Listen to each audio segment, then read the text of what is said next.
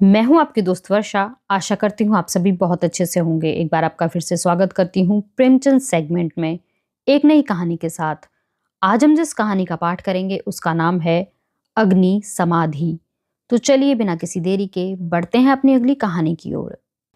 साधु संतों के सत्संग से बुरे भी अच्छे हो जाते हैं, किंतु पयाग का दुर्भाग्य था कि उस पर सत्संग का भी उल्टा ही असर हुआ। उसे गांजे, चरस और भंग का चस्का पड़ गया, जिसका फल यह हुआ कि एक मेहनती उद्यमशील युवक आलस्य का उपासक बन बैठा। जीवन संग्राम में यह आनंद कहाँ। किसी वट वृक्ष के नीचे धुनी जल रही है। एक जटाधारी महात्मा विराज रहे हैं। भक्तजन उन्हें घेरे बैठे हुए हैं और तिल तिल पर चरस के दम लगा रहे हैं। बीच बीच में भजन भी हो जाते हैं। मजूरी धातुरी में यह स्वर्ग सुख कहाँ। चिलम भरना पयाग का काम था। भक्तों को परलोक में पुण्य फल की आशा थी। पयाग को तत्काल फल मिलता था। चिलमों पर पहला हक उसी का होता था।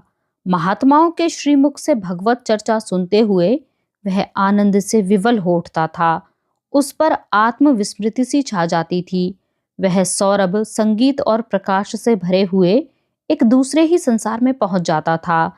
इसलिए जब उसकी स्त्री रुक्मिन रात के 10-11 बज जाने पर उसे बुलाने आती, पयाग को प्रत्यक्ष क्रूर अनुभव होता। संसार उसे कांटों से भरा हुआ जंगल सा दिखता। विशेषतः जब घर आने पर उसे मालूम होता कि अभी चूल्हा नहीं जला और चने चबेने की कुछ फिक्र करनी है। वह जाति का भर था। गांव की चौकीदारी उसकी मिरास थी। उसे 2 रुपए और कुछ आने वेतन मिलता था। वर्दी और साफा मुफ्त। काम था सप्ताह में 1 दिन थाने जाना, वहां अफसरों के द्वार पर झाड़ू लगाना, अस्तबल साफ करना, लकड़ी चीरना। पयाग रक्त के घूंट पी पी कर ये काम करता, क्योंकि अवज्ञा शारीरिक और आर्थिक दोनों ही दृष्टि से महंगी पड़ती थी। आंसू यूं पूछते थे कि चौकीदारी में यदि कोई काम था तो इतना ही, और महीने में 4 दिन के लिए 2 रुपए और कुछ आने कम न थे। फिर गांव में भी अगर बड़े आदमियों पर नहीं तो नीचों पर रौब था। वेतन पेंशन थी, और जब से महात्माओं का संपर्क हुआ वह पयाग के जेब खर्च की मद में आ गई। अतएव जीविका का प्रश्न दिनों दिन चिंतो उत्पादक रूप धारण करने लगा। इन सत्संगों से पहले यह दंपत्ति गांव में मजदूरी करती थी। रुक्मिन लकड़ियां तोड़कर बाजार ले जाती। पयाग कभी आरा चलाता, कभी हल जोतता तो कभी पुर हाँकता। जो काम सामने आ जाए उसमें जुट जाता। हंसमुख, श्रमशील, विनोदी, निर्द्वंद आदमी था, और ऐसा आदमी कभी भूखों नहीं मरता। उस पर नरम इतना कि किसी काम के लिए नहीं न करता था। किसी ने कुछ कहा और वह अच्छा भैया कहकर दौड़ा, इसलिए उसका गांव में मान था। इसी की बदौलत निरुद्यम होने पर भी 2-3 साल उसे अधिक कष्ट ना हुआ। दोनों जून की तो बात ही क्या, जब महतो को यह रिद्धि न प्राप्त थी जिसके द्वार पर बैलों की 3-3 जोड़ियां बंधी थी, तो पयाग किस गिनती में था। हाँ, 1 जून की रोटी दाल में संदेह न था, परंतु अब यह समस्या दिन पर दिन विषमतर होती जाती थी। उस पर विपत्ति यह थी कि रुक्मिन भी अब किसी कारण से उसकी पति परायण, उतनी सेवाशील, उतनी तत्पर न थी। नहीं, उसकी प्रगल्भता और वाचालता में आश्चर्यजनक विकास होता जाता था। अतएव पयाग को किसी ऐसी सिद्धि की आवश्यकता थी जो उसे जीविका की चिंता से मुक्त कर दे और वह निश्चिंत होकर भगवत भजन और साधु सेवा में प्रवृत्त हो जाए।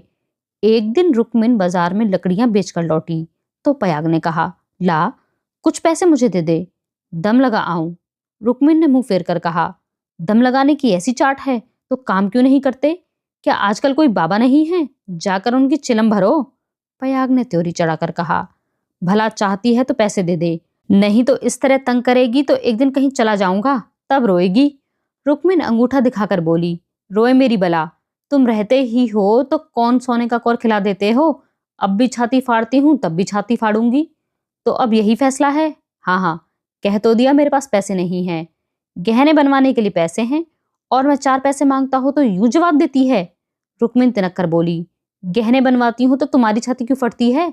तुमने तो पीतल का छल्ला भी नहीं बनवाया, या इतना भी नहीं देखा जाता? पयाग उस दिन घर न आया। रात के 9 बज गए। तब रुक्मिन ने किवाड़ बंद कर लिए। समझी गांव में कहीं छिपा बैठा होगा, समझता होगा मुझे मनाने आएगी, मेरी बला जाती है। जब दूसरे दिन भी पयाग न आया तो रुक्मिन को चिंता हुई। गांव भर छान आई, चिड़िया किसी अड्डे पर न मिली। उस दिन उसने रसोई नहीं बनाई।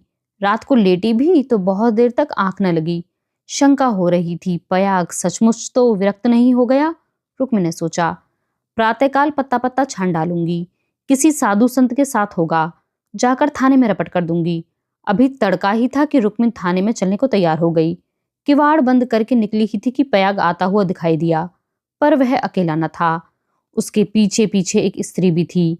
उसकी छींट की साड़ी, रंगी हुई चादर, लंबा घूंघट और शर्मीली चाल देखकर रुक्मिणी का कलेजा धक से हो गया। वह एक क्षण हतबुद्धि सी खड़ी रही, तब बढ़कर नई सौत को दोनों हाथ के बीच में ले लिया और उसे इस भांति धीरे धीरे घर के अंदर ले चली जैसे कोई रोगी जीवन से निराश होकर विषपान कर रहा हो। जब पड़ोसियों की भीड़ छट गई तो रुक्मिणी ने पयाग से पूछा, इसे कहाँ से लाए? पयाग ने हंसकर कहा, घर से भागी जाती थी, मुझे रास्ते में मिल गई। घर का काम धंधा करेगी, पड़ी रहेगी। मालूम होता है मुझसे तुम्हारा जी भर गया है। पयाग ने तिरछी चितवनों से देखकर कहा, धत पगली, इसे तेरी सेवा टहल करने को लाया हूं। नई के आगे पुरानी को कौन पूछता है। चल, मन जिससे मिले वही नई है, मन जिससे ना मिले वही पुरानी है। ला, कुछ पैसे हो तो दे दे, 3 दिन से दम नहीं लगाया, पैर सीधे नहीं पड़ते। हाँ देख, 2-4 दिन इस बेचारी को खिला पिला दे, फिर तो आप ही काम करने लगेगी। रुक्मिणी ने पूरा 1 रुपया लाकर पयाग के हाथ पर रख दिया। दूसरी बार कहने की जरूरत ही न पड़ी। पयाग में चाहे और कोई गुण हो या ना हो, यह मानना पड़ेगा कि वह शासन के मूल सिद्धांतों से परिचित था। उसने भेद नीति को अपना लक्ष्य बना लिया था। 1 मास तक किसी प्रकार की विघ्न बाधा न पड़ी। रुक्मिणी अपनी सारी चौकड़ियां भूल गई थी। बड़े तड़के उठती, कभी लकड़ियां तोड़कर, कभी चारा काटकर, कभी उपले पात कर बाजार ले जाती। वहां जो कुछ मिलता उसका आधा तो पयाग के हत्थे चढ़ा देती, आधे में घर का काम चलता। वह सौत को कोई काम न करने देती। पड़ोसियों से कहती, बहन सौत है तो क्या है तो अभी कल की बहुरिया, 2-4 महीने भी आराम से न रहेगी तो क्या याद करेगी। मैं तो काम करने को हूं ही। गांव भर में रुक्मिणी के शील स्वभाव का बखान होता था, पर सत्संगी घाघ पयाग सब कुछ समझता था और अपनी नीति की सफलता पर प्रसन्न होता था। एक दिन बहू ने कहा, दीदी अब तो घर में बैठे बैठे जी उबता है, मुझे भी कोई काम दिला दो।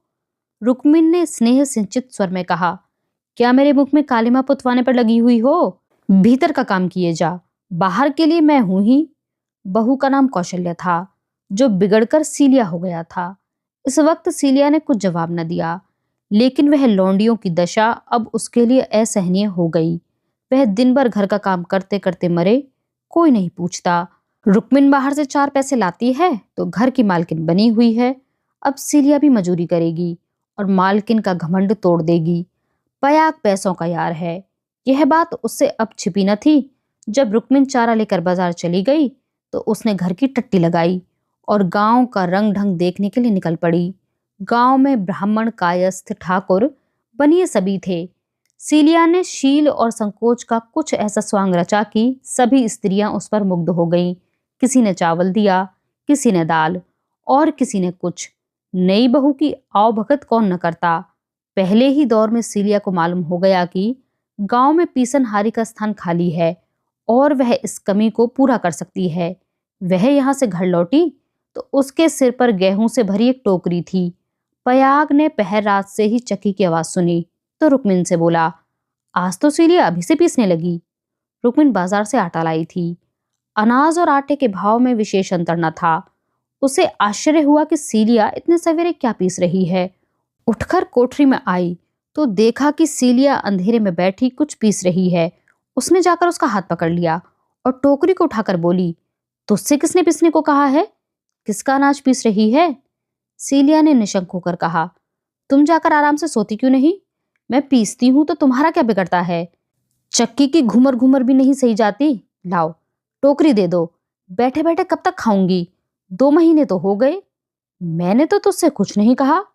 तुम कहो चाहे ना कहो, अपना धर्म भी तो कुछ होता है। तू अभी यहाँ के आदमियों को नहीं जानती। आटा तो पिसाते सबको अच्छा लगता है, पैसे देते रोते हैं। किसका गेहूं है? मैं सवेरे उसके सिर पर पटकाऊंगी। सीलिया ने रुक्मिणी के हाथ से टोकरी छीन ली और बोली, पैसे क्यों न देंगे? कुछ बेकार करती हूं क्या? तू न मानेगी, तुम्हारी लौंडी बनकर ना रहूंगी। यह तकरार सुनकर पयाग भी आ पहुंचा और रुक्मिन से बोला, काम करती है तो करने क्यों नहीं देती? अब क्या जन्म भर बहुरिया ही बनी रहेगी? हो गए 2 महीने। तुम क्या जानो, नाक तो मेरी कटेगी। सिलिया बोल उठी, तो क्या कोई बैठे खिलाता है? चौका बर्तन, झाड़ू बहारू, रोटी पानी, पीसना कूटना, यह कौन करता है? पानी खींचते खींचते मेरे हाथों में गड्ढे पड़ गए हैं। मुझसे अब सारा काम ना होगा। पयाग ने कहा, तो तू ही बाजार जाया कर, घर का काम रहने दे, रुक्मिन कर लेगी। रुक्मिन ने आपत्ति की, ऐसी बात मुंह से निकालते लाज नहीं आती? 3 दिन की बहुरिया बाजार में घूमेगी तो संसार क्या कहेगा? सीलिया ने आग्रह करके कहा, संसार क्या कहेगा? क्या कोई ऐब करने जाती हूँ? सीलिया की डिग्री हो गई। आधिपत्य रुक्मिन के हाथ से निकल गया। सीलिया की अमलदारी हो गई। जवान औरत थी। गेहूं पीसकर उठी तो औरों के साथ घास छीलने चली गई और इतनी घास छीली कि सब दंग रह गए। गट्ठा उठाए न उठता था। जिन पुरुषों को घास छीलने का बड़ा अभ्यास था, उनसे भी उसने बाजी मार ली। यह गट्ठा 12 आने का बिका। सीलिया ने आटा, चावल, दाल, तेल, नमक, तरकारी, मसाला सब कुछ लिया और 4 आने भी बचा लिए। रुक्मिन ने समझ रखा था कि सीलिया बाजार से 2-4 आने पैसे लेकर आएगी तो उसे डांटूंगी और दूसरे दिन से फिर बाजार जाने लगूंगी, फिर मेरा राज्य हो जाएगा। पर यह सामान देखा तो आंखें खुल गईं। पया खाने बैठा तो मसालेदार तरकारी का बखान करने लगा। महीनों से ऐसी स्वादिष्ट वस्तु मैसर ना हुई। वह बहुत प्रसन्न था। भोजन करके वह बाहर जाने लगा तो सीलिया परोठे में खड़ी मिल गई। बोला, आज कितने पैसे मिले? 12 आने मिले थे। सब खर्च कर डाले? कुछ बचे हो तो मुझे दे दे। सीलिया ने बचे हुए 4 आने पैसे दे दिए। पयाग पैसे खनखनाता हुआ बोला, तूने तो आज माला माल कर दिया। रुक्मिन तो 2-4 पैसे में ही टाल देती थी। मुझे गाड़ कर रखना थोड़े ही है। पैसे खाने पीने के लिए हैं कि गाड़ने के लिए? अब तू ही बाजार जाया कर, रुक्मिन घर का काम करेगी। रुक्मिन और सीलिया में संग्राम छिड़ गया। सीलिया पयाग पर अपना आधिपत्य जमाए रखने के लिए जान तोड़कर परिश्रम करती। पहर रात से ही उसकी चक्की की आवाज कानों में आने लगती। दिन निकलते ही घास लाने चली जाती और जरा देर सुस्ता कर बाजार की राह लेती। वहां से लौटकर भी वह बेकार न बैठती। कभी सन काटती, कभी लकड़ियां तोड़ती। रुक्मिन उसके प्रबंध में बराबर ऐब निकालती और जब अवसर मिलता तो गोबर बटोर कर उपले पाथती और गांव में बेचती। पयाग के दोनों हाथों में लड्डू थे। स्त्रियां उसे अधिक से अधिक पैसे देने और स्नेह का अधिकांश देकर अपने अधिकार में लाने का प्रयत्न करती रहती। पर सीलिया ने कुछ ऐसी दृढ़ता से आसन जमा लिया था कि किसी तरह हिलाए न हिलती थी। यहां तक कि एक दिन दोनों प्रतियोगियों में खुल्लम खुल्ला ठन गई। एक दिन सीलिया घास लेकर लौटी तो पसीने से तर थी। फागुन का महीना था, धूप तेज थी। उसने सोचा, नहाकर तब बाजार जाऊंगी। घास द्वार पर ही रखकर तब तालाब में नहाने चली गई। रुक्मिन ने थोड़ी सी घास निकालकर पड़ोसिन के घर में छिपा दी और गट्ठे को ढीला करके बराबर कर दिया। सीलिया नहाकर लौटी तो घास कम मालूम हुई। रुक्मिन से पूछा तो उसने कहा, मैं नहीं जानती। सीलिया ने गाली देनी शुरू की, जिसने मेरी घास छुई हो उसकी देह में कीड़े पड़े, उसके बाप और भाई मर जाएं, उसकी आंखें फूट जाएं। रुक्मिन कुछ देर तक तो जब्त की बैठी रही। आखिर खून में उबाल आ ही गया। झल्ला कर उठी और सीलिया के 2-3 तमाचे लगा दिए। सीलिया छाती पीट पीट कर रोने लगी। सारा मोहल्ला जमा हो गया। सीलिया की सुबुद्धि और कार्यशीलता सभी की आंखों में खटकती थी। वह सबसे अधिक घास क्यों छीलती है? सबसे ज्यादा लकड़ियां क्यों लाती है? इतने सवेरे क्यों उठती है? इतने पैसे क्यों लाती है? इन कारणों ने उसे पड़ोसियों की सहानुभूति से वंचित कर दिया था। सब उसी को भला बुरा कहने लगे। मुट्ठी भर घास के लिए इतना उधम मचा डाला? इतनी घास तो आदमी झाड़कर फेंक देता है। घास ना हुई सोना हुआ। तुझे तो सोचना चाहिए था कि अगर किसी ने ले ही लिया तो है तो गांव का ही, बाहर का कुछ चोर तो आया नहीं। तूने इतनी गालियां दी तो किसको दी? पड़ोसियों को ही तो दी। संयोग से उस दिन पयाग थाने गया हुआ था। शाम को थका मांदा लौटा तो सीलिया से बोला, ला कुछ पैसे दे दे तो दम लगा आऊं, थककर चूर हो गया हूं। सीलिया उसे देखते ही हाय हाय करके रोने लगी। पयाग ने घबरा कर पूछा, क्या हुआ, क्यों रोती है? कहीं गमी तो नहीं हो गई? नैयर से कोई आदमी तो नहीं आया? अब इस घर में मेरा रहना ना होगा, अपने घर जाऊंगी। अरे कुछ मुंह से तो बोल, हुआ क्या? गांव में किसी ने गाली दी है? किसने गाली दी है? घर फूंक दूं, उसका चालान करवा दूं। सीलिया ने रो धोकर सारी कथा सुनाई। पयाग पर आज थाने में खूब मार पड़ी थी। झल्लाया हुआ था। वह कथा सुनी तो देह में आग लग गई। रुक्मिन पानी भरने गई थी। वह अभी घड़ा भी न रखने पाई थी कि पयाग उस पर टूट पड़ा और मारते मारते बेदम कर दिया। वह मार का जवाब गालियों से देती थी और पयाग हर एक गाली पर और झल्ला झल्ला कर मारता था, यहाँ तक कि रुक्मिन के घुटने फूट गए, चूड़ियां टूट गईं। सीलिया बीच बीच में कहती जाती थी, वाह रे तेरा दीदा, वाह रे तेरी जबान, ऐसी तो औरत ही नहीं देखी। औरत काहे को डायन है, जरा भी मुंह में लगाम नहीं। लेकिन रुक्मिन उसकी बातों को मानो सुनती ही नहीं थी। उसकी सारी शक्ति पयाग को कोसने में लगी हुई थी। पयाग मारते मारते थक गया, पर रुक्मिन की जबान न थकी। बस यही रट लगी हुई थी, तू मर जा, तेरी मिट्टी निकले, तुझे भवानी खाए, तुझे मिर्गी आए। पयाग रह रहकर क्रोध से तिलमिला उठता और आकर दो चार लातें जमा देता, पर रुक्मिन को अब शायद चोट ही न लगती थी। वह जगह से हिलती भी न थी। सिर के बाल खोले जमीन पर बैठी इन्हीं मंत्रों का पाठ कर रही थी। उसके स्वर में अब क्रोध न था, केवल एक उन्माद में प्रवाह था। उसकी समस्त आत्मा हिंसा कामना की अग्नि से प्रज्वलित हो रही थी। अंधेरा हुआ तो रुक्मिन उठकर एक ओर निकल गई, जैसे आंखों से आंसू की धार निकल जाती है। सीलिया भोजन बना रही थी। उसने उसे जाते देखा पर कुछ पूछा नहीं। द्वार पर पयाग बैठा चिलम पी रहा था। उसने भी कुछ न कहा। जब फसल पकने लगी तो 1.5-2 महीने तक पयाग को हार की देखभाल करनी पड़ती थी। उसने किसानों से दोनों फसलों पर हल लेकर कुछ अनाज बांधा हुआ था। माघ ही में वह हार के बीच में थोड़ी सी जमीन साफ करके एक मड़ैया डाल लेता था और रात को खा पी कर आग चिलम तमाकू चरस लिए हुए इस मड़ैया में जाकर पड़ा रहता था। चैत के अंत तक यही उसका नियम था। आजकल वही दिन थे। फसल पकी हुई तैयार खड़ी थी। 2-4 दिन में कटाई शुरू होने वाली थी। पयाग ने 10 बजे तक रुक्मिन की राह देखी। फिर यह समझकर कि शायद किसी पड़ोसन के घर सो रही होगी, उसने खा पी कर अपनी लाठी उठाई और सीलिया से बोला, किवाड़ बंद कर ले, अगर रुक्मिन आए तो खोल देना और मना जुनाकर थोड़ा बहुत खिला देना। तेरे पीछे आज इतना तूफान हो गया, मुझे न जाने इतना गुस्सा कैसे आ गया। मैंने उसे कभी फूल की छड़ी से भी न छुआ था। कहीं बूढ़ घास न मरी हो तो कल आफत आ जाए। सीलिया बोली, न जाने वह आएगी कि नहीं, मैं अकेले कैसे रहूंगी, मुझे डर लगता है। तो घर में कौन रहेगा? सूना घर पाकर कोई लोटा थाली उठा ले जाए तो डर किस बात का है? फिर रुक्मिन तो आती ही होगी। सीलिया ने अंदर से टट्टी बंद कर ली। पयाग हार की ओर चला। चरस की तरंग में यह भजन गाता था, ठगिनी क्या नैना झमकावे, कद्दू काटे मृदंग बनावे, नींबू काट मंजीरा, 5 तरोई मंगल गावे, नाचे बालम खीरा, रूपा पहर के रूप दिखावे, सोना पहरे रिझावे, गले डाल तुलसी की माल, 3 लोक भरमावे, ठगिनी क्या नैना झमकावे। सहसा सिवाने पर पहुंचते ही उसने देखा कि सामने हार में किसी ने आग जलाई। एक क्षण में एक ज्वाला सी दहक उठी। उसने चिल्लाकर पुकारा, कौन है वहां? अरे यह आग कौन जलाता है? ऊपर उठती हुई ज्वालाओं ने अपनी आग्नेय जीवा से उत्तर दिया। अब पयाग को मालूम हुआ कि उसकी मड़ैया में आग लगी हुई है। उसकी छाती धड़कने लगी। इस मड़ैया में आग लगना रुई के ढेर में आग लगना था। हवा चल रही थी। मड़ैया के चारों ओर एक हाथ हटकर पकी हुई फसल की चादर सी बिछी हुई है। रात में भी उनका सुनहरा रंग झलक रहा था। आग की एक लपट, केवल एक जरा सी चिंगारी सारे हार को भस्म कर देगी। सारा गांव तबाह हो जाएगा। इसी हार से मिले हुए दूसरे गांव के भी हार थे, वे भी जल उठेंगे। लपटें बढ़ती जा रही हैं। अब विलंब करने का समय न था। पयाग ने अपना उपला और चिलम वहीं पटक दिया और कंधे पर लोहबंद लाठी रखकर बेतहाशा मड़ैया की तरफ दौड़ा। मेड़ों से जाने में चक्कर था, इसलिए वह खेतों में से होकर भागा जा रहा था। प्रतिक्षण ज्वाला प्रचंडतर होती जाती थी और पयाग के पांव और तेजी से उठ रहे थे। कोई तेज घोड़ा भी इस वक्त उसे पा न सकता था। अपनी तेजी पर उसे स्वयं आश्चर्य हो रहा था। जान पड़ता था, पांव भूमि पर नहीं पड़ते थे।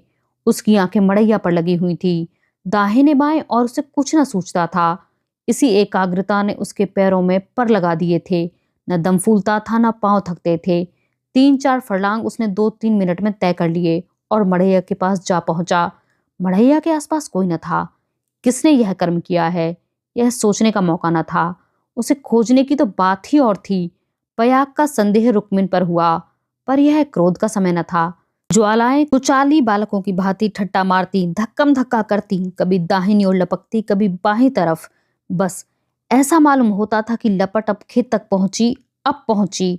ज्वालाएं मानो आग्रह पूर्वक क्यारियों की ओर बढ़ती और असफल होकर दूसरी बार फिर दूने वेग से लपकती थी। आग कैसे बुझे? लाठी से पीटकर बुझाने का गौ न था। वह तो निरी मूर्खता थी। फिर क्या हो? फसल जल गई तो फिर वह किसी को मुंह न दिखा सकेगा।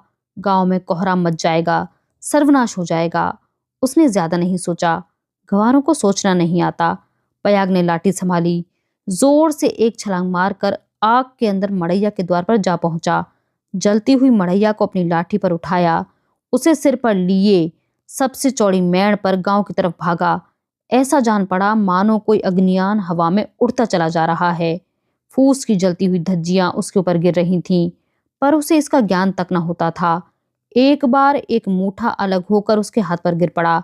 सारा हाथ भुन गया, पर उसके पांव पल भर भी न रुके। हाथों में जरा भी हिचक न हुई। हाथों को हिलना खेती का तबाह होना था। पयाग की ओर से अब कोई शंका न थी। अगर भय था तो यही कि मड़ैया का वह केंद्र भाग जहां लाठी का कुंदा डालकर पयाग ने उसे उठाया था न जल जाए, क्योंकि छेद के फटते ही मड़ैया उसके ऊपर आ गिरेगी और अग्नि समाधि में मग्न कर देगी। पयाग यह जानता था और हवा की चाल से उड़ा चला जाता था। 4 फरलांग की दौड़ है। मृत्यु अग्नि का रूप धारण किए हुए पयाग के सिर और गांव की फसल पर खेल रही है। उसकी दौड़ में इतना वेग है कि ज्वालाओं का मुंह पीछे को फिर गया है और उसकी दाहक शक्ति का अधिकांश वायु से लड़ने में लग रहा है। नहीं तो अब तक बीच में आग पहुंच गई होती और हाहाकार मच गया होता। 1 फरलांग तो निकल गया। पयाग की हिम्मत ने हार नहीं मानी। वह दूसरा फरलांग भी पूरा हो गया। देखना पयाग, 2 फरलांग की और कसर है। पांव जरा भी सुस्त ना हो। ज्वाला लाठी के कुंदे पर पहुंची और तुम्हारे जीवन का अंत है। मरने के बाद भी तुम्हें गालियां मिलेंगी। तुम अनंत काल तक आहों की आग में जलते रहोगे। बस 1 मिनट और। अब केवल 2 खेत और रह गए हैं। सर्वनाश। लाठी का कुंदा निकल गया। मड़ैया नीचे खिसक रही है। अब कोई आशा नहीं। पयाग प्राण छोड़कर दौड़ रहा है। वह किनारे का खेत आ पहुंचा। अब केवल 2 सेकंड का मामला है। विजय का द्वार सामने 20 हाथ पर खड़ा हुआ स्वागत कर रहा है। इधर स्वर्ग है, उधर नर्क। मगर वह मड़ैया खिसकती हुई पयाग के सिर पर आ पहुंची। वह अब भी उसे फेंक कर अपनी जान बचा सकता है, पर उसे प्राणों का मोह नहीं है। वह उस जलती हुई आग को सिर पर लिए भागा जा रहा है। वहां उसके पांव लड़खड़ाए। अब यह क्रूर अग्नि लीला नहीं देखी जाएगी। एकाएक एक स्त्री सामने के वृक्ष से नीचे से दौड़ती हुई पयाग के पास पहुंची। यह रुक्मिन थी। उसने तुरंत पयाग के सामने आकर गर्दन झुकाई और जलती हुई मड़ैया के नीचे पहुंचकर उसने दोनों हाथों पर ले लिया। उसी दम पयाग मूर्छित होकर गिर पड़ा। उसका सारा मुंह झुलस गया था। रुक्मिन उसके अलाव को लिए 1 सेकंड में खेत के डांडे पर आ पहुंची, मगर इतनी दूर में उसके हाथ जल गए, मुंह जल गया और कपड़ों में आग लग गई। उसे अब इतनी सुधि भी न थी कि मड़ैया से बाहर निकल आए। वह मड़ैया को लिए हुए गिर पड़ी। इसके बाद कुछ देर तक मड़ैया हिलती रही। रुक्मिन हाथ पांव फेंकती रही। फिर अग्नि ने उसे निगल लिया। रुक्मिन ने अग्नि समाधि ले ली। कुछ देर के बाद पयाग को होश आया। उसकी सारी देह जल रही थी। उसने देखा वृक्ष के नीचे फूस की लाल आग चमक रही है।